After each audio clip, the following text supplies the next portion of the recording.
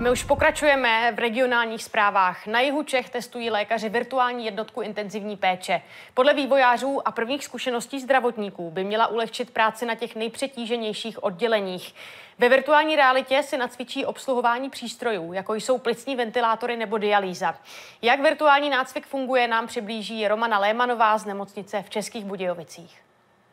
Tady jsou pacienti v tom nejtěžším stavu, ať už s covidem, anebo s jinými problémy. Jsme na oddělení ARO Českobudějovické nemocnice. A život tady lidem zachraňují nejen zdravotníci, ale i poměrně složité přístroje. A pandemie koronaviru teď ukázala, že množství těch zdravotníků se může ze dne na den změnit. Jenže zaškolení nového přímo v provozu je poměrně složité a mnohdy to ani nejde. Proto přišli jihočeští vývojáři s myšlenkou vytvořit virtuální prostředí, ve kterém se to naučí. A jedním z těch vývojářů je také Leoš Kubíček. Teď je tady s námi také primář oddělení ARO. Richard Tesařík, dobrý den vám přeji. Jak to funguje, ta virtuální realita? No, ideální bude, když to ukážeme v praxi. Takže já poprosím tady pana primáře, aby si ode mě vzal virtuální brýle a svoji pravou ruku. A možná my malinko odstoupíme, aby bylo možné ukázat, co všechno to vlastně umí. Takže na vyzkoušení stačí malá místnost, počítač, virtuální brýle. A na co se teď pan primář dívá? Pan primář se teď právě dostal do virtuální jednotky intenzivní péče, to znamená vytvořeného prostoru, kde má dialyzační přístroj, který začne postupně krok za krokem nastavovat, tak jako kdyby ho nastavoval v reálné zkušenosti. Ano, a co vy jste tam konkrétně tedy připravili, jak jste s tím pracovali?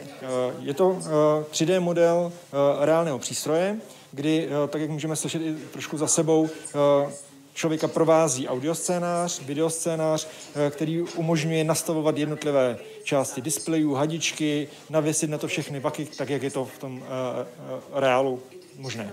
Jak jste dlouho tohle vyvíjeli?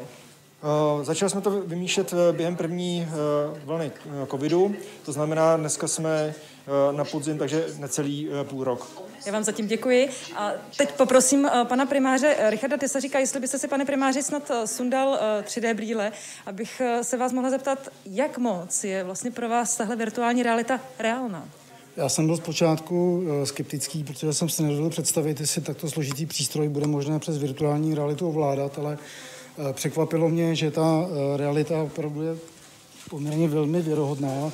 Tady si můžete prolídnout vlastně ten přístroj, který jste viděli na tom displeji, který je teď momentálně napojen na pacienta. Takže tohle je ta dialýza, kterou jste teď zkoušel. Tohle je ten přístroj, který vlastně ta sestra musí připravit k terapii a cílem té virtuální reality je vlastně nacvičit si přípravu toho stroje k napojení na pacienta. Ale proč si to nemůžu vyzkoušet přímo tady, když ho tady máte na oddělení?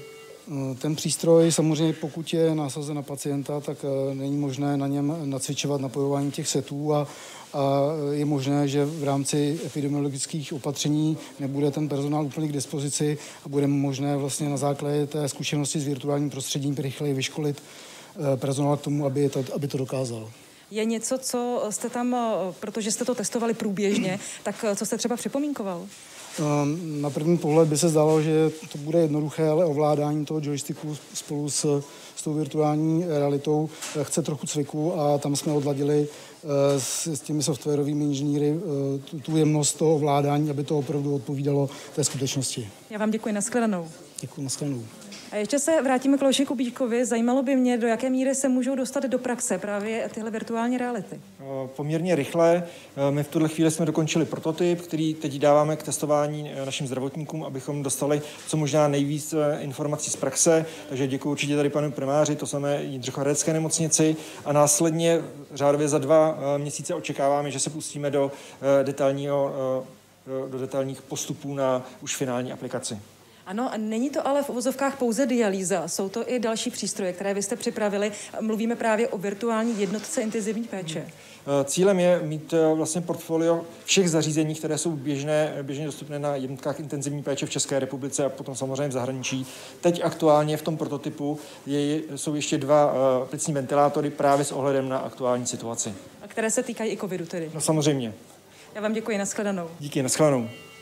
Nejen tady v Českobudějovické nemocnici tedy testují virtuální realitu, virtuální jednotku intenzivní péče, ale také například v Jindřichohradecké nemocnici, kde testují umělý plicní ventilátor. Ale například také spolupracují vývojáři i s fakultními nemocnicemi v Brně, v Praze a také se školícími centry.